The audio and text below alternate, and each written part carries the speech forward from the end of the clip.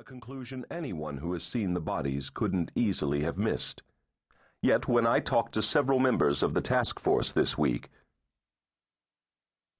it hadn't been the story that had caught the man's eye so much as the accompanying photograph of the column's author, Anne Jeffers. That was why the woman he'd spoken to a few minutes earlier had seemed familiar. She looked very much like the newswoman. He'd sat staring at the photograph for several seconds, considering. The woman had been in her early 40s, of medium height, with the same kind of even features reflected in the photograph. The woman's hair had appeared to be of a similar dark shade, too, though Anne Jeffers's was somewhat shorter. Was it possible it had actually been Anne Jeffers he'd spoken to? A patient man, he'd finished his coffee, refolded his paper, and gone on about his business.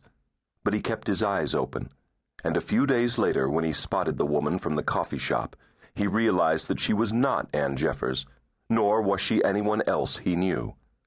Discreetly, he had followed her. She lived not far from the university, in an old Spanish Moorish-style apartment building the man had always liked. Afterward, he made a point of walking by the building every few days. He'd seen the woman several times, and nodded to her. The dance had begun. It had gone on for several weeks, the two of them circling around each other in a strange pavane that was almost like a courtship. They began nodding to each other, then saying hello.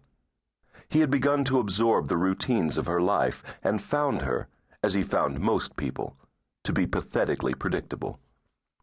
Today, for instance, being a bright and cheerful Sunday, he was almost certain the woman would take lunch in a bag and go to bask in the rare warmth on the lawn of the university, where she would pretend to be reading a book while actually watching for a man, nearly any man he had discovered, to show interest in her. Today, he would be the man to show interest. Today, the dance would end. He left his car at home that morning, taking the motorhome he'd bought 4 years ago, when the study had commenced. Perfect for field trips, he often drove it into the mountains, even on weekends when he wasn't working on his research, parking it near any one of hundreds of babbling streams while he indulged himself in his only passion outside of his project, fly fishing.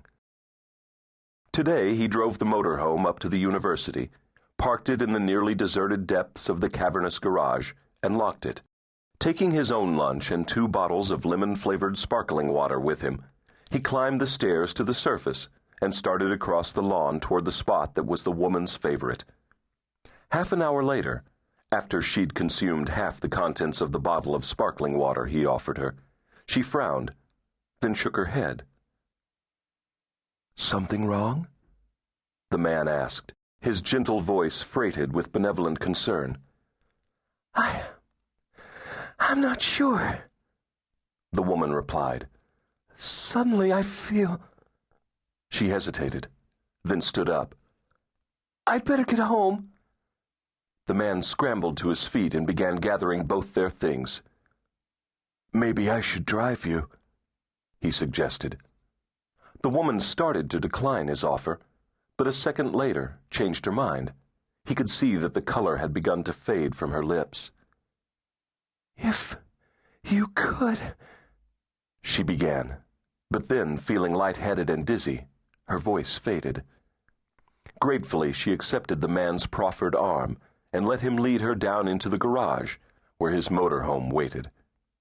Even before he drove it out into the bright daylight, the woman had drifted into unconsciousness and was now spread out on the sheet of plastic he'd placed on the floor.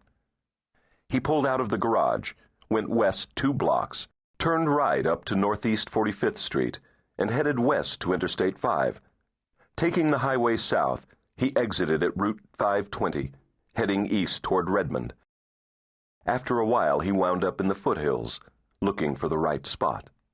Somewhere off the road, somewhere secluded, somewhere near a stream, so he could do a little fishing after his work was done.